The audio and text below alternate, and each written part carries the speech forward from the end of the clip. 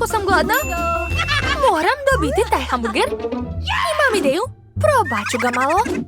Moram znati ukus onoga što crtam. Eto, super. Sad sam dobila snagu i inspiraciju za crtanje. Vreme, završavajte. Deco, stanite. Morate pokazati svoje crteže. Jel vam se sviđa Bobijev crtež? Ne? A crtež Stefani? Super, dopao vam se?